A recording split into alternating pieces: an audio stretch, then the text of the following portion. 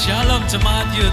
Hari ini mari kita tetap bangkit berdiri. Kita akan bertepuk tangan, mengangkat suara kita, dan kita memberikan pujian, penyembahan yang terbaik buat Tuhan kita yang agung dan perkasa.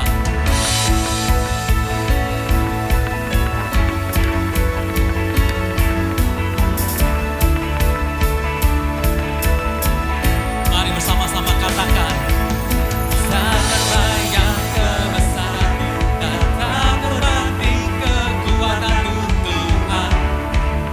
Kau megah bagiku,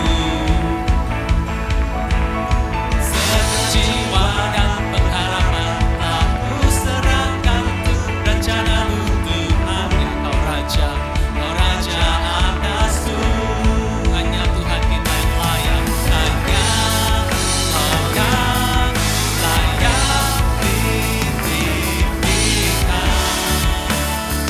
Sama-sama angkat suara katakan,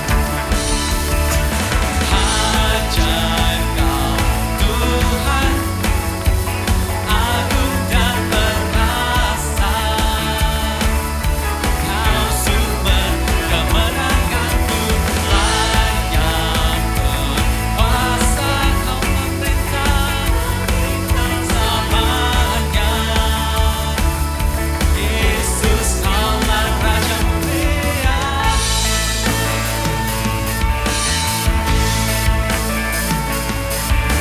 Tak terbayang kebesaran-Mu dan tak terbanding kekuatan-Mu Tuhan. Kau megah bagiku, segenap jiwa dan pengharapan telah ku serahkan untuk rencana-Mu Tuhan. Amin. Kau Raja atasku, hanya Kau yang layak ditinggikan.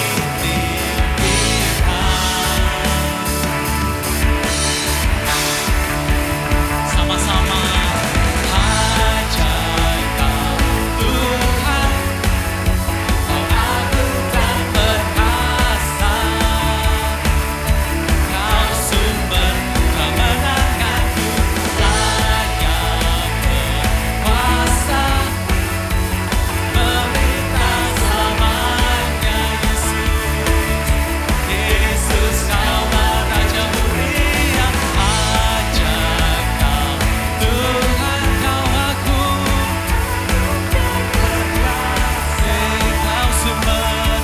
Kau sumber kemenanganku, layak berkuasa. Kau memerintah selamanya. Yesus, Kaulah Raja mulia.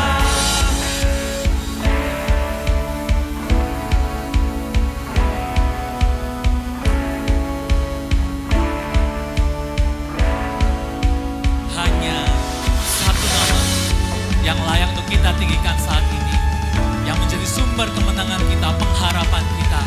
Dia satu-satunya gunung batu kita. Dia agung dan perkasa. Dia berkuasa dan memerintah selamanya.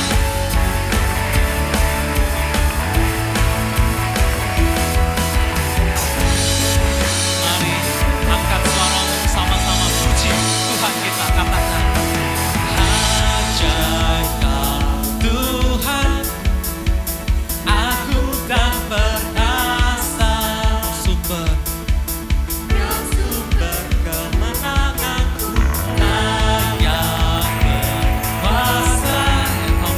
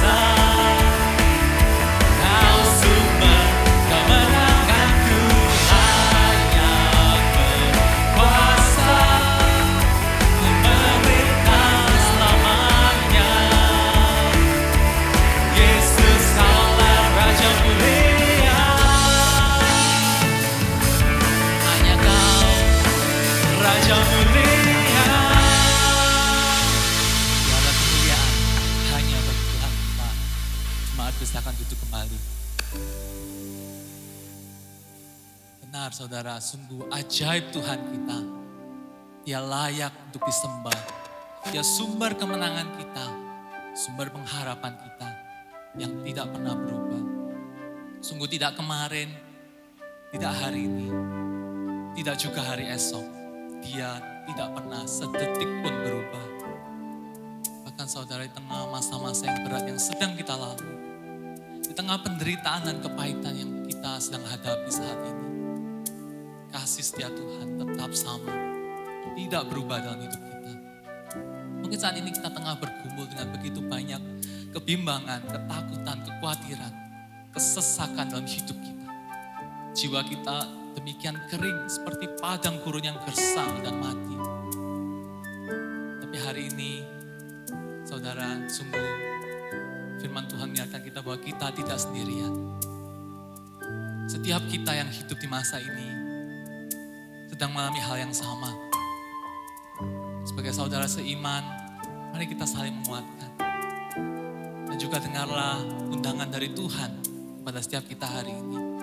Yang letih lesu, yang berbeban berat, mari kita datang kepadanya. Mari kita membawa segenap hati kita, hidup kita kepadanya. Dengan jujur kita mengakui kekeringan dalam jiwa kita. Biarlah kasihnya, biarlah kebaikannya, biarlah kekuatannya boleh menghampiri kita dan membawa kita erat melekat kepadanya.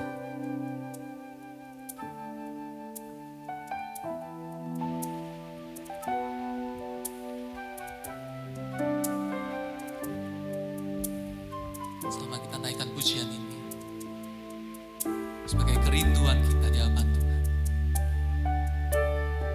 Ya Allah, Engkau kerinduanku,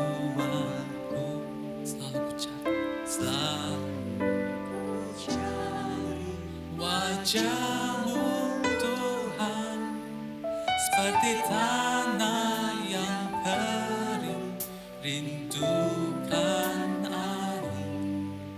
Demikianlah jiwaku rindu Engkau.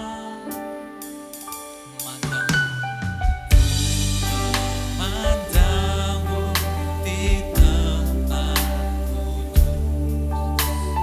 dan melihat kemuliaan-Mu.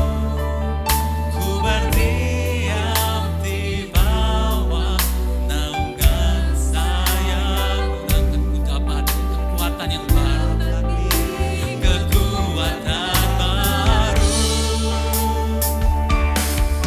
Sebab kasih setia-Mu lebih dari itu, kebaikan-Mu melimpah atasku. Jiwaku melekat kepadamu Tuhan, betapa ku merindukanmu. Sekali lagi kita pujikan dari Allah, katakan, ya Allah, Engkau kerinduanku, selalu ku cari wajah-Mu Tuhan, seperti tanah yang kering, rindukan air. Demikianlah jiwaku rindu Engkau, memandangmu di tempatku, tanahku melihat kemuliaan-Mu. Ku berdiam di bawah naungan sayap-Mu, ku dapat kekuatan yang baru. Mari jemaat katakan bersama-sama, sebab kasih setia-Mu lebih dari itu. Amin. Kebaikan-Mu melimpah atasku.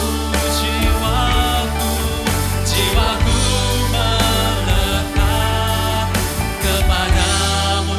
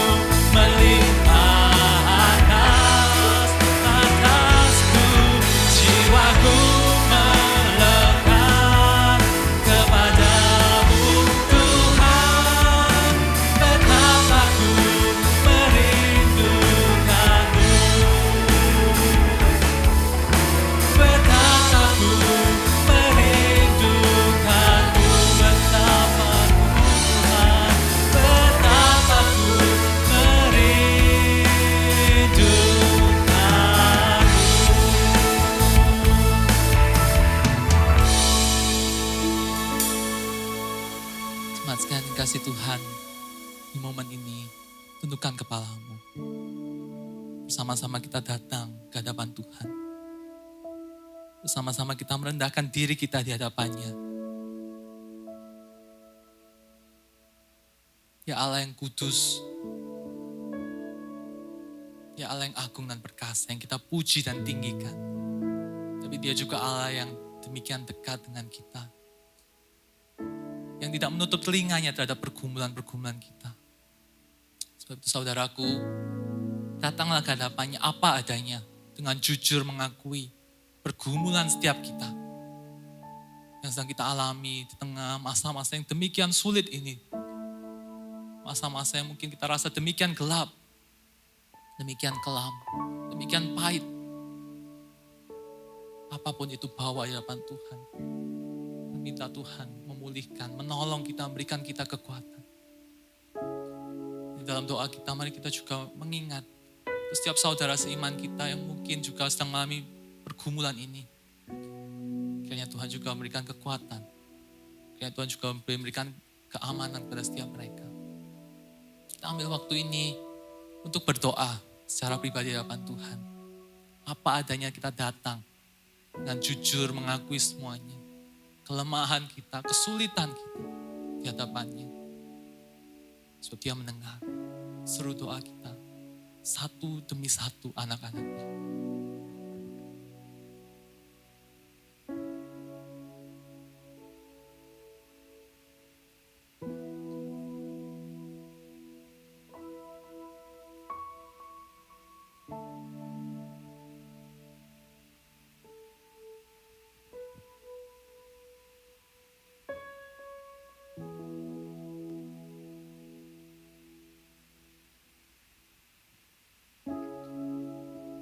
Kita juga akan menaikkan beberapa pokok doa syafaat saat ini.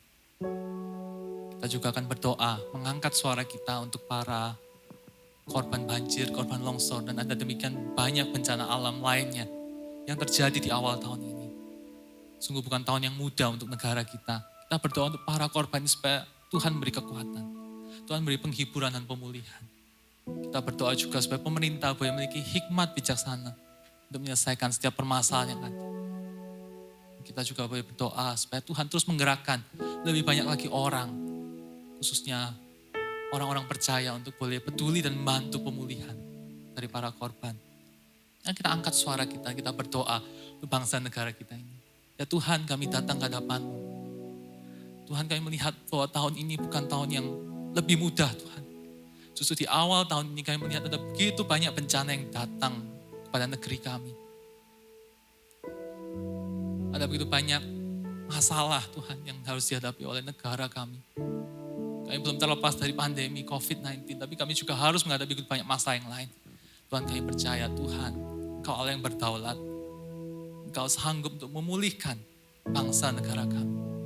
Engkau sanggup untuk menolong setiap korban, memulihkan mereka. Engkau sanggup untuk hadir, menghibur mereka Tuhan. Dan kami berdoa untuk para pemerintah kami, bagi para pemimpin kami, Tuhan kiranya memberikan hikmat. Tuhan kiranya menolong mereka supaya boleh menangani dengan baik pemulihan dari setiap bencana ini. Tuhan juga gerakan kami, gerakan setiap anak-anak-Mu Tuhan, untuk boleh ikut ambil bagian. Walaupun ini masa yang sulit untuk setiap kami, tapi kami juga mau mengambil bagian, menyisihkan Tuhan apa yang kami bisa berikan. Dana, daya kami, doa kami Tuhan kami serahkan. Supaya boleh ada pemulihan bagi bangsa negara kami dan bagi khususnya bagi mereka yang terdampak Tuhan sebagai korban. Dengar doa kami Tuhan. Terakhir mari kita juga berdoa untuk gereja kita secara khusus bagi para hamba Tuhan. Supaya Tuhan boleh terus memberikan kekuatan, memberikan kesehatan dan hikmat dalam menjalankan pelayanan penggembalaan jemaat. Di masa yang sulit ini, kiranya mereka boleh Tuhan berikan kekuatan, pertolongan. Sehingga mereka boleh tahu apa yang harus dilakukan untuk menghibur, untuk boleh menguatkan iman dan kerohanian setiap jemaat Tuhan. Dan kita angkat suara kita dan kita berdoa. Tuhan, kami terus berdoa Tuhan menyerahkan gereja kami dalam tangan Tuhan. Masa-masa yang sulit ini gereja kami pun perlu beradaptasi Tuhan. perlu mengubah begitu banyak hal Tuhan. Untuk bisa tetap melayani setiap jemaat Tuhan. Untuk boleh tetap menyampaikan firman Tuhan dan bina kerohanian setiap jemaat. Kami berdoa Tuhan secara khusus memberikan hikmat, berikan kekuatan, kesehatan kepada hamba-hamba Tuhan, gereja kami. Supaya mereka boleh melayani Tuhan yang setia. Mereka boleh memiliki ide-ide yang baik Tuhan. Yang boleh dilakukan untuk boleh mengembalakan, untuk boleh menguatkan, untuk boleh membina Tuhan iman dan kerohanian dari setiap jemaat GKI Gloria. Kami serahkan setiap hamba Tuhan kami dalam tangan Tuhan. Tuhan dengar doa kami ini Tuhan. Dengar seruan kami. Kami bawa semuanya dalam tangan Tuhan.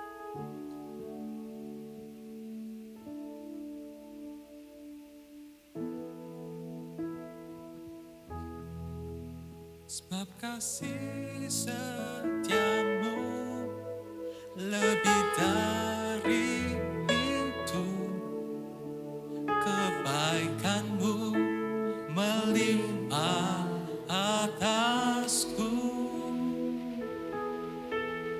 jiwaku melekat kepadamu Tuhan, betapa ku merindukanmu. Tuhan, ini setiap kami, ini setiap seru doa kami Tuhan yang kami naikkan kepadamu. Kami telah membawa pergumulan pribadi kami. Kami telah berdoa untuk bangsa negara kami. Kami telah berdoa untuk jemaat Tuhan, untuk gereja kami Tuhan. Bapak, kiranya Engkau yang mendengar dan menjawabnya sesuai dengan waktu dan rencanamu yang ajaib. Dan kami sekali lagi datang hadapan-Mu mengakui bahwa kami manusia yang lemah. Kami butuhkan Engkau. Betapa hati dan jiwa kami kering dan kami merindukan Engkau. Kami diingatkan kembali betapa besar Engkau mengasihi kami. Ya Tuhan, bawa kami, ajar kami untuk juga mengasihi Engkau seperti Engkau yang telah mengasihi kami lebih dahulu. Mengasihi Engkau dengan segenap jiwa kami, dengan segenap hati kami. Bukan dengan kata-kata kami saja, tapi boleh dengan segenap perbuatan kami. Kami rindu Engkau yang ditinggikan, Engkau yang dimuliakan Tuhan. Kami mau merenungkan firman-Mu, kami mau melakukan firman-Mu dalam hidup kami. Kami mau taat dan setia kepada-Mu Tuhan.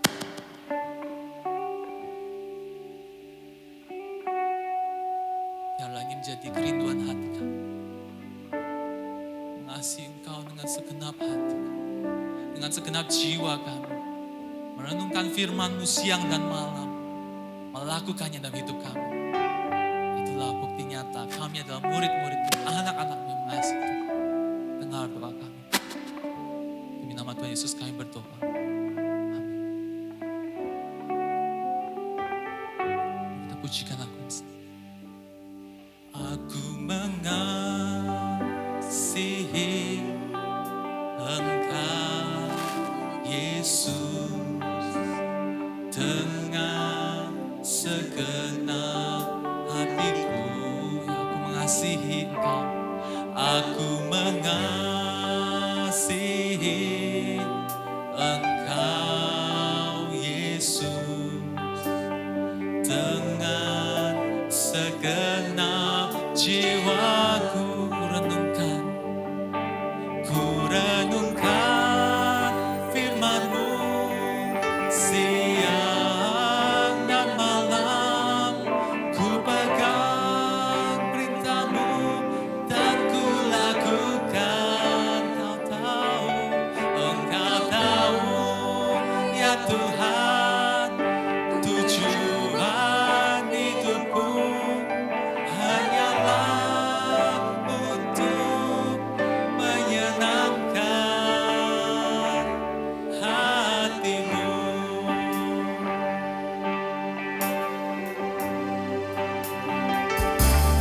Aku mengasihi Engkau Yesus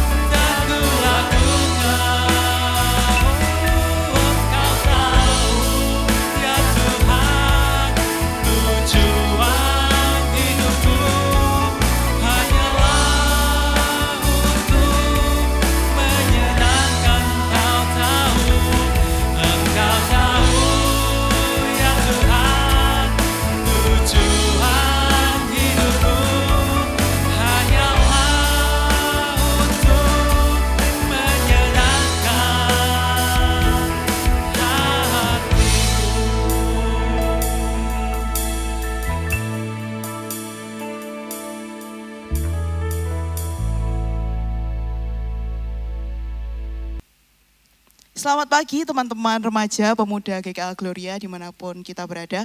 Bersyukur sekali lagi kita masih diberikan kesempatan untuk boleh membaca dan merenungkan sebagian dari firman Tuhan. Dan hari ini saya akan membawakan perenungan dari Matius 22 ayatnya yang ke-34 sampai ayatnya yang ke-40. Saya akan membacakannya bagi kita sekalian. Matius 22 ayat 34. Hukum yang terutama. Ketika orang-orang Farisi mendengar bahwa Yesus telah membuat orang-orang Saduki itu bungkam, berkumpullah mereka. Dan seorang dari mereka, seorang ahli Taurat, bertanya untuk mencobai dia. Guru, hukum manakah yang terutama di dalam hukum Taurat? Jawab Yesus kepadanya. Kasihilah Tuhan Allahmu dengan segenap hatimu, dan dengan segenap jiwamu, dan dengan segenap akal budimu. Itulah hukum yang terutama dan yang pertama. Dan hukum yang kedua yang sama dengan itu ialah kasihilah sesamamu manusia seperti dirimu sendiri. Pada kedua hukum itulah tergantung seluruh hukum Taurat dan kitab para nabi. Sedemikian jauh pembacaan firman Tuhan. Bersyukur untuk setiap kita yang masih bisa membaca dan merenungkan serta melakukannya dalam kehidupan kita. Nah teman-teman, hari ini saya mendapatkan tema dari pengurus gitu ya. Temanya adalah Love God by obey to Him gitu. Dan menurut saya mungkin saya akan sedikit mengubah temanya gitu ya menjadi Loving God through Obedience. Dan dari judul ini serta ayat yang barusan saja kita baca, tentu mungkin sebagian dari kita sudah bisa menduga mau ngomongin apa saya hari ini ya kan. Hari ini tentunya kita akan berbicara tentang hukum. Jadi hari ini pasti kalian mungkin akan agak sedikit lelah gitu ya mendengarkan saya membicarakan tentang hukum. Ujung-ujungnya bakalan ngomongin orang Kristen harus begini, orang Kristen harus begitu, orang Kristen gak boleh begini, orang Kristen gak boleh begitu gitu ya. Tapi teman-teman tanpa kita sadari sebenarnya saya gak perlu ngomong satu kata pun di sini, itu setiap hari tidak mungkin tidak kita itu akan mengikuti aturan. Jadi artinya kita selalu mengikuti aturan dimanapun dan kapanpun kita berada begitu. Saya kasih contoh, kalau misalkan buat teman-teman yang masih tinggal bersama orang tua gitu. Begitu kita bangun tidur, kita beraktivitas di dalam rumah, tentu akan ada aturan-aturan dari papa mama yang harus kita ikuti, benar tidak? Entah itu misalnya bangun jam berapa atau makan jam berapa, atau mungkin bahkan cara makannya pun diatur gitu. Apakah harus makan bersama-sama atau makan sendiri-sendiri boleh-boleh aja. Kayak gitu. Nah misalkan buat teman-teman yang sudah tinggal sendiri nih, apakah kemudian tidak ada aturan? Tentu saja tidak, tetap ada aturan. Entah itu yang dibuat sendiri ataupun dari orang lain. Contohnya gini, misalkan kalian tinggal sendiri di apartemen atau ngekos gitu ya. Begitu bangun tidur, atau mungkin waktu tidur kalian itu kalian atur gitu. Nah itu kan berarti kalian sedang membuat aturan untuk diri kalian sendiri. Begitu bangun tidur langsung mandi atau bersih-bersih kamar. Atau misalkan urusan makan, setelah makan harus ngapain? Apakah langsung dicuci atau dibiarin dulu? Itu adalah aturan yang akan kalian buat untuk menata hidup kalian gitu. Dan begitu keluar dari rumah, kalian akan misalkan ke jalan gitu ya. Entah kalian nyetir mobil, nyetir motor, atau mungkin jalan kaki. Tetap ada aturan yang harus diikuti. Ya kan? Dan setelah itu kalian mau pergi ke suatu tempat, entah ke mall, entah ke sekolah atau kampus atau tempat kerja kita. Aturan yang akan diikuti akan semakin banyak, bukannya semakin sedikit. Dan ditambah lagi di tengah kondisi pandemi ini tentu ya kita harus selalu menjaga protokol kesehatan. Aturan lagi, ya kan?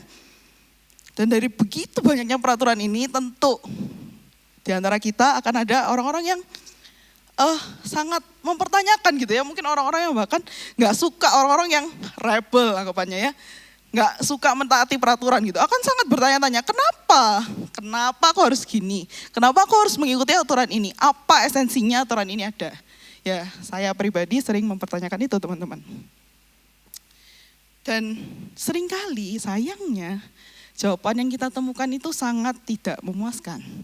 Kita bertanya, tapi jawabannya ya udahlah itu loh udah dari kapan-kapan dilakuin, udah dari nenek moyang kita dilakuin, udah kamu ikutin aja. Atau itu udah disuruh sama bos, udah kamu gak usah tanya-tanya kenapa. Tentu jawaban seperti itu akan membuat kita ingin marah, ingin tidak menjalankan aturan itu karena menurut kita ini sama sekali tidak penting untuk dilakukan. Atau yang jawabannya lumayan menyenangkan, misalkan, kenapa kalau di jalan kita harus pakai seat belt? Ya supaya kita aman, kalau misalkan terjadi kecelakaan pun tidak sampai lukanya yang parah gitu kan. Oh oke lah, masih bisa diterima. Tapi yang ngelakuinnya bukan dengan sukacita tentu. Ya udah lakuin aja kayak rutinitas gitu loh. Dan nggak ada passion gitu, tiap kali naik mobil nggak, wah aku harus langsung pakai seatbelt, enggak gitu. Mungkin bahkan lupa gitu, karena ya ini cuma rutinitas. Akan sangat berbeda hasilnya, akan sangat berbeda kalau kita itu melakukan peraturan-peraturan itu dengan dasar kasih teman-teman.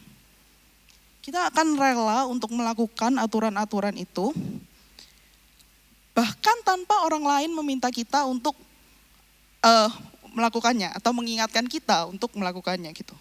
Dan mungkin teman-teman, kondisi yang di Alkitab yang kita baca itu seperti ini. Kalau teman-teman tahu, orang Yahudi pada masa itu berada di bawah pemerintahan Romawi. Jadi tentu ada aturan dari orang Romawi yang harus mereka ikuti. Dan selain itu mereka juga harus mengikuti aturan hukum Taurat. Ya mungkin teman-teman kalau baca di sini taunya 10 perintah Allah gitu ya. Tapi hukum Taurat itu nggak cuma 10 perintah Allah teman-teman. Hukum Taurat itu di total ada 600 lebih gitu.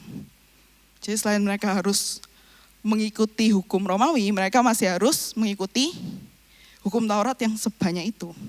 Dan di dalam kondisi seperti inilah, kemudian tiba-tiba ada orang yang bertanya kepada Tuhan Yesus gitu.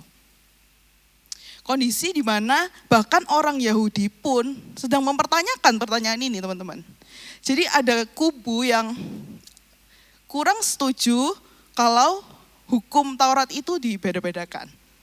Dan ada kubu yang setuju-setuju saja, bahkan mendukung. Setuju kalau ada peraturan yang lebih penting dan harus dilakukan, dan ada yang kurang penting, seperti itu. Kenapa perbedaan ini bisa terjadi gitu? Karena ketika orang Yahudi menghadapi dilema dari satu hukum dengan hukum yang lain gitu ya. Misalkan pada masa kini, dilema yang sering kita temui, ya atau mungkin gak sering, ini salah satu contoh ya. Apakah kita akan menganjurkan orang untuk bercerai atau tetap bertahan di dalam pernikahan dengan pasangan yang KDRT? Pilihannya mengikuti aturan tidak boleh bercerai atau menyelamatkan nyawa. Dan pada zaman itu mungkin contohnya, apakah mereka akan menolong seorang ibu hamil yang akan melahirkan di hari Sabat atau ya tidak melakukan apa-apa karena mereka menghormati hari Sabat. Kemudian ketika ahli Taurat ini, dicatat ahli Taurat bertanya, atau mungkin lebih tepatnya bukan ahli Taurat kali ya, di bahasa aslinya dan diterjemahkan dengan baik dalam versi bahasa Inggris, itu artinya adalah lawyer atau expert in law gitu. Jadi mungkin kalau diterjemahkan ke kita saat ini gitu, dia ini seorang yang sangat ahli teologi, sangat menghafal semua isi Alkitab, dan juga punya kedudukan di bidang hukum. Jadi dia juga ikut mengatur dalam hukum gitu. Jadi orang ini pinternya bukan main teman-teman. Dan dengan kepintarannya itu, kemudian dia itu bermaksud untuk mencobai Yesus. Kata mencobai itu adalah kata yang sama yang dipakai di perikop Yesus dicobai oleh iblis di padang gurun. Jadi ini bisa disamakan seperti itu. Tujuannya benar-benar untuk menjatuhkan Yesus di depan orang banyak. Dia bertanya, Guru, hukum manakah yang terutama di dalam hukum Taurat? Pertanyaan ini jelas sangat menjebak gitu, karena dengan bertanya seperti ini, maka seharusnya orang normal akan mulai berpikir untuk memilih salah satu di antara 600 lebih hukum itu kan. Jadi ahli Taurat ini meminta Tuhan Yesus untuk memilih salah satu di antara 600 lebih hukum itu. Dan apapun jawaban Tuhan Yesus, tentu kalau dia pilih salah satu gitu ya, tentu ini akan membuat pertengkaran antara kubu-kubu yang ada, dan juga tentu orang-orang Yahudi akan juga membenci Yesus. Karena merasa Yesus ini, wah beda kubu dengan saya. Seperti itu. Jadi dapat disimpulkan bahwa pertanyaannya ini sangat-sangat tricky gitu ya. Tapi juga ada pendapat lain yang bilang kalau mungkin sebenarnya ahli Taurat ini juga nggak tahu jawabannya dan pingin tahu. Dia menggambarkan kejadian ini seperti berada di sebuah acara penabisan atau tes terakhir dari penabisan gitu ya, untuk seseorang supaya bisa naik jabatan. Nah, kandidat ini sudah melakukan tes dari awal sampai akhir dengan sangat baik. Dan di tes terakhir, orang yang paling jago itu kemudian mengajukan pertanyaan. Yang pertanyaannya ini dia sendiri pun memang tidak bisa menjawab. Tapi dia menanyakan ini sengaja dengan tujuan entah untuk menjatuhkan atau memang untuk supaya dia tahu apa jawabannya, seperti itu. Dan ya mungkin itu juga yang sedang terjadi pada saat itu. Jadi si ahli Taurat ini benar-benar pengen tahu juga mungkin. Dan tentu jawaban Yesus sangat ditunggu oleh semua orang yang sedang mengalami dilema itu. Entah pemuka-pemuka agama maupun orang Yahudi, seperti itu. Nah, saya mau mengilustrasikan kejadian waktu itu supaya kita lebih bisa menggambarkan. Cuman kalau dalam konteks Indonesia sih saya belum berhasil menemukan satu gitu ya. Tapi ada ilustrasi yang mungkin bisa cukup menggambarkan, yaitu isu LGBTQ. Nah, seperti yang teman-teman tahu, ada beberapa negara yang sudah melegalkan pernikahan sesama jenis gitu kan. Dan orang Kristen di negara-negara itu tentu mengalami dilema. Dan bahkan mungkin sampai terpecah menjadi dua kubu. Antara orang-orang yang setuju dan orang-orang yang enggak setuju gitu. Dan bayangkan seandainya ada seorang hamba Tuhan baru. Terus tiba-tiba dia itu langsung melejit gitu namanya. Terus dia itu sangat jago ngajarnya. Semua orang suka sama dia, mengikuti dia untuk mendengarkan dia mengajar. Lalu tiba-tiba saat dia mengajar, ada seorang yang bertanya kepada dia gitu. Menurutmu, apakah orang Kristen seharusnya menolak atau menerima LGBTQ? Ini pertanyaan yang sejenis gitu ya dengan pertanyaan ahli Taurat itu. Dan tentunya jawabannya sangat dinanti-nantikan oleh orang banyak yang mendengarkan gitu. Namun, jika hamba Tuhan ini bilang menerima, tentu kubu yang menolak akan marah. Dia akan mulai menghujat, mungkin mencemooh, atau bahkan mengatakan hamba Tuhan ini sesat.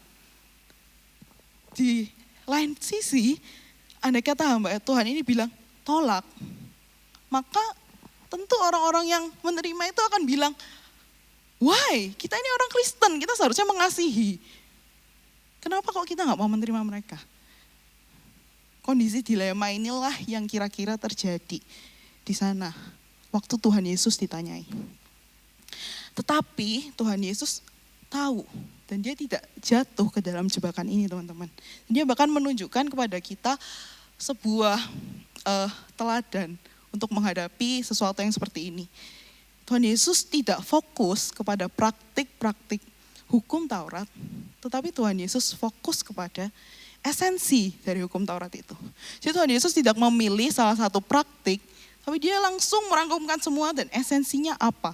Dan seperti yang kita tahu, esensinya sudah dijabarkan oleh Tuhan Yesus dalam dua. Hukum kasih yang kita kenal sekarang. Mengasihi Tuhan dan mengasihi sesama. Dan dua hukum kasih ini seharusnya menjadi dasar dari setiap tindakan kita. Menjadi dasar dari setiap peraturan yang kita buat kemudian. Dan tentu saja menjadi dasar dari ketaatan kita kepada Tuhan. Kasih dan ketaatan itu nggak bisa dipisahkan, teman-teman. Kasih dan ketaatan itu seperti dua sisi dari uang koin gitu ya.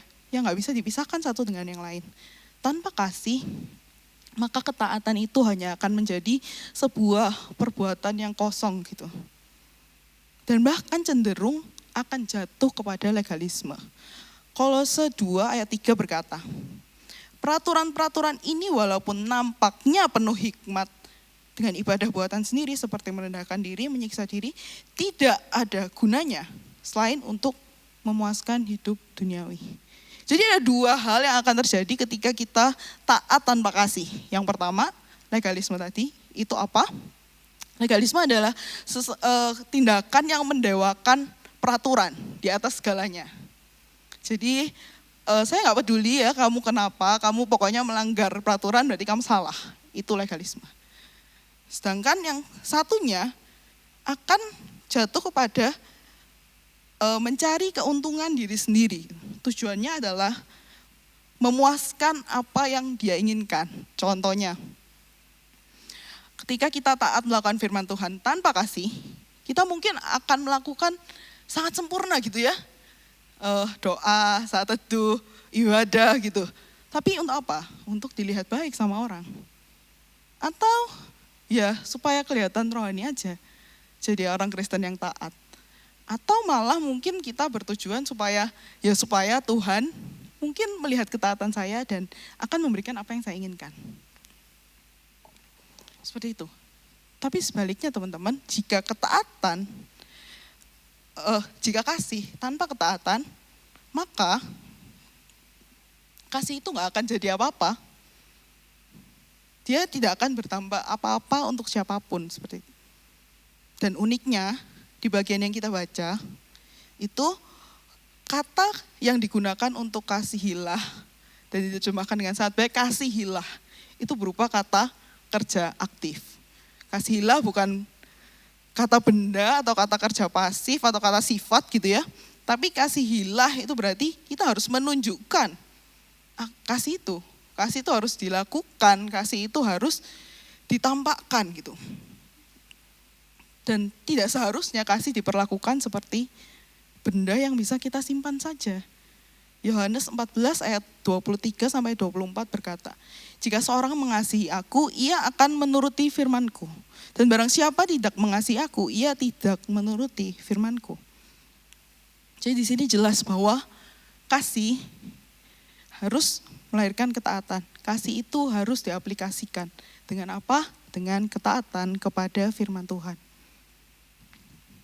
Dan ini kan masih bulan Februari ya teman-teman. Masih bulan Valentine.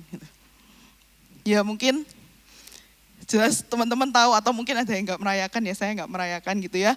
Tapi ya kita tahu ini sama-sama adalah hari kasih sayang. Dan mungkin tanggal 14 kemarin ada teman-teman yang udah mempersiapkan jauh dari sebelumnya. Untuk seseorang yang sangat kalian kasihi gitu. Dan persiapan ini tentu tidak singkat. Kalian akan butuh waktu, butuh tenaga, butuh uang bahkan untuk mempersiapkan sebuah hadiah yang spesial untuk seseorang yang spesial juga buat kita gitu kan.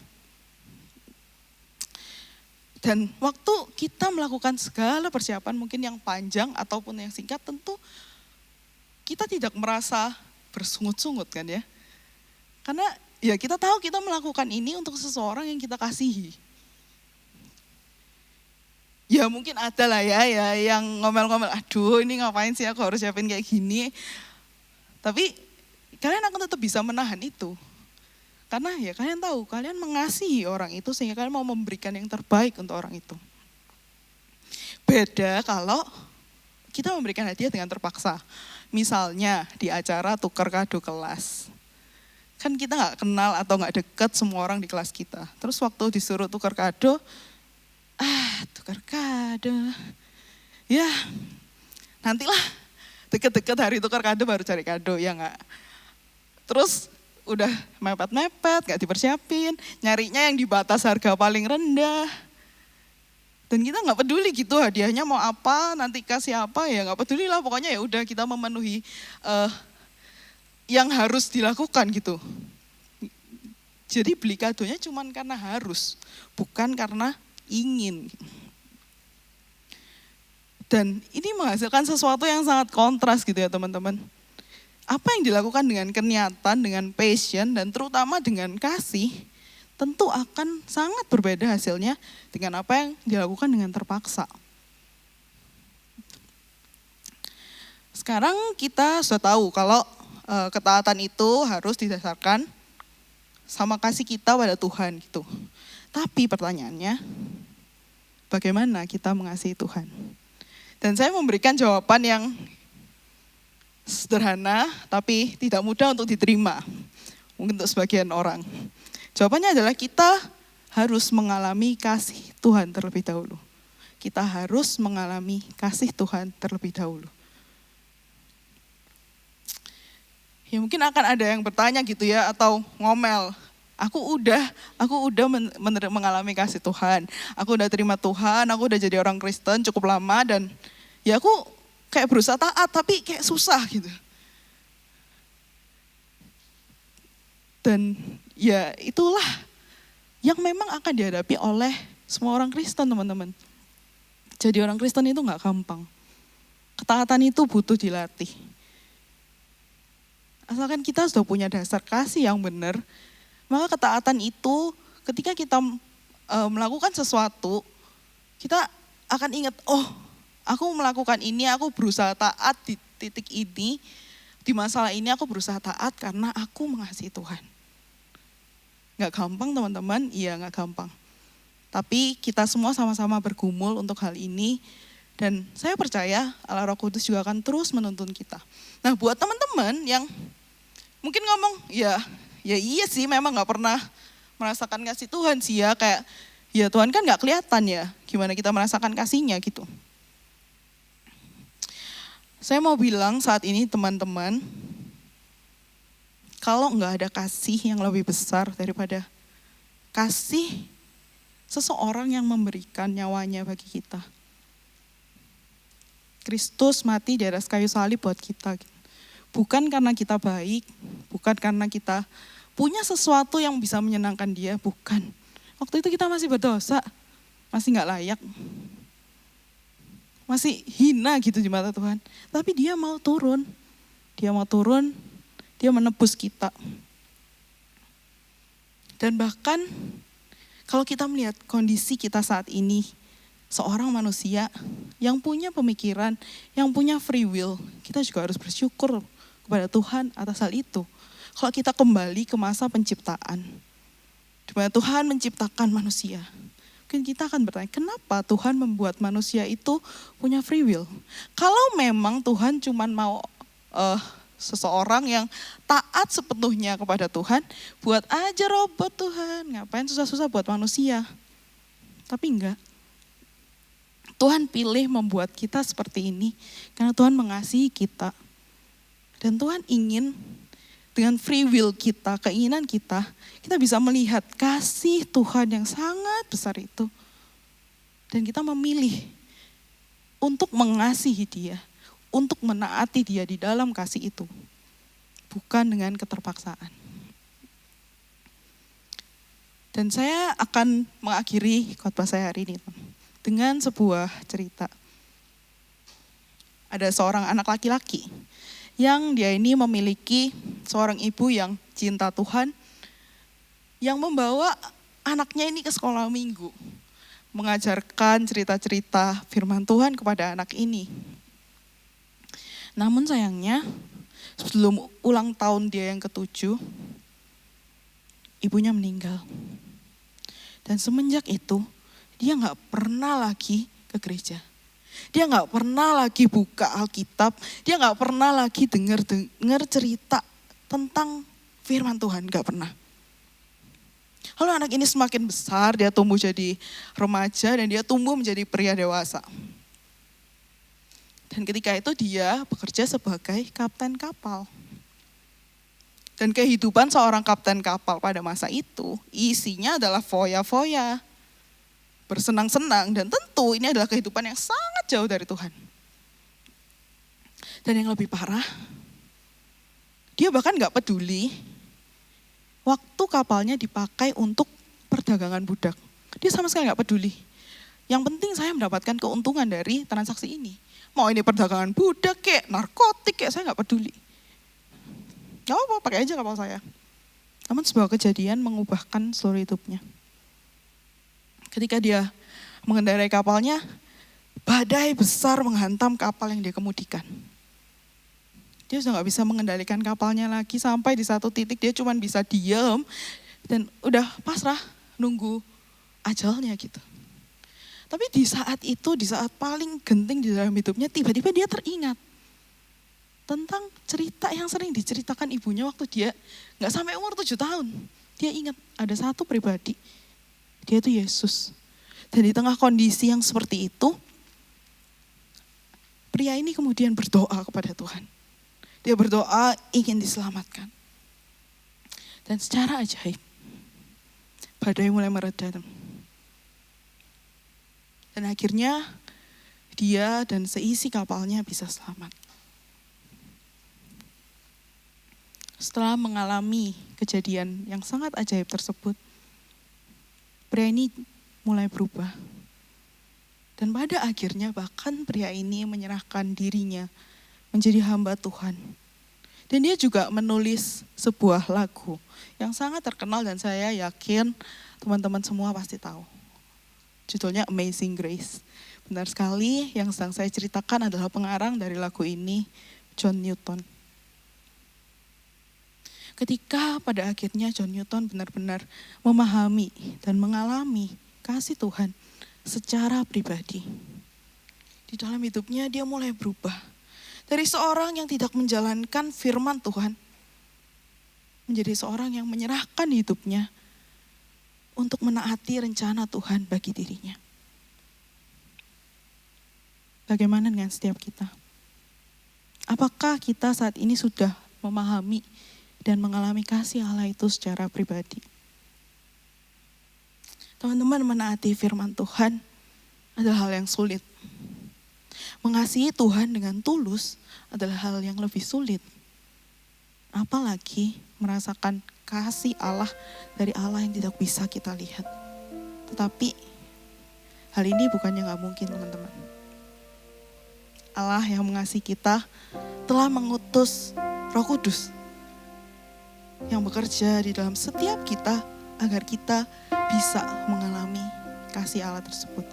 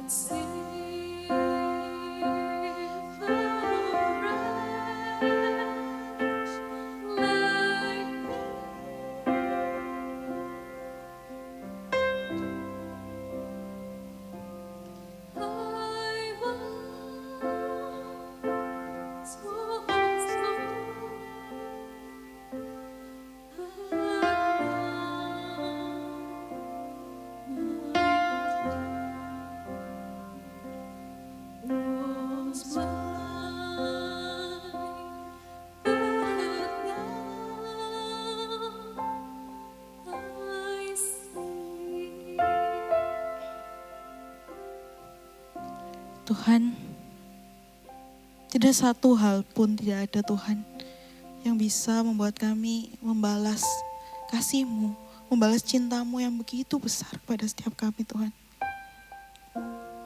Tidak dengan kepandaian kami, tidak dengan kemampuan kami, tidak dengan kekayaan kami bisa membalas-Mu ya Tuhan. Tapi saat ini kami mau Tuhan, kami mau agar Engkau melihat hati kami. Untuk setiap kami yang mungkin sudah menerima Engkau dan sedang berusaha mati-matian mengasihi Engkau ya Tuhan. Tolong Tuhan yang bantu setiap kami, agar kami boleh kuat menjalani proses yang tidak mudah ini ya Tuhan. Dan untuk setiap kami Tuhan yang belum pernah mengalami kasih Engkau, Tuhan izinkan kami untuk boleh merasakannya. Kami mau Tuhan untuk merasakan kasih-Mu. Bukakan hati kami untuk boleh menerima pekerjaan Roh Kudus di dalam hati kami. Sehingga kami boleh merasakan kasih-Mu dan belajar untuk mengasihi Engkau dan taat di dalam perintah-Mu ya Tuhan. Terima kasih ya Tuhan. Di dalam nama Tuhan Yesus kami berdoa. Amin. Mari jemaat sekalian kita bangkit berdiri. Kita akan bersama-sama mengikrarkan pengakuan iman kita, pengakuan iman rasuli yang berbunyi demikian. Aku percaya kepada Allah, Bapa yang Maha Kuasa, Khalik langit dan bumi, dan kepada Yesus Kristus, anaknya yang tunggal Tuhan kita, yang dikandung dari Roh Kudus, lahir dari anak darah Maria, yang menderita sengsara di bawah pemerintahan Pontius Pilatus, disalibkan, mati, dan dikuburkan, turun ke dalam kerajaan maut. Pada hari yang ketiga, bangkit pula dari antara orang mati, naik ke surga, duduk sebelah kanan Allah, Bapa yang Maha Kuasa. Dan dari sana ia akan datang untuk menghakimi orang hidup dan yang mati. Aku percaya kepada Roh Kudus, gereja yang kudus dan am, persekutuan orang kudus, pengampunan dosa, kebangkitan tubuh, dan hidup yang kekal. Amin. Mari kita mengakhiri ibadah ini dengan berdoa. Tuhan, terima kasih untuk firman yang telah boleh kami dengar ya Tuhan. Tuhan, terima kasih mungkin untuk kesempatan kami boleh melihat kasih-Mu. Atau mungkin kami boleh ditegur ya Tuhan. Tapi kami mau belajar mulai dari hari ini untuk terus mengasihi Engkau, untuk mentaati setiap firman-Mu ya Tuhan. Dan kiranya berkat dari Allah Tritunggal, Allah Bapa, Allah Putra, dan Allah Roh Kudus menyertai kita sekalian. Amin. In every season, you keep repeating promises to me. Whoa, now there's no stopping what you have started until it is complete. When my mind says I'm not good enough, God, you're enough for me. Yeah, I decided I'm not giving up, 'cause you won't give up on me. You won't give up on me. Your love is holding on and it won't let go. I feel it breaking out like an echo. Your love is holding on and it won't let go. No, I feel it breaking out like an echo, echo in my soul.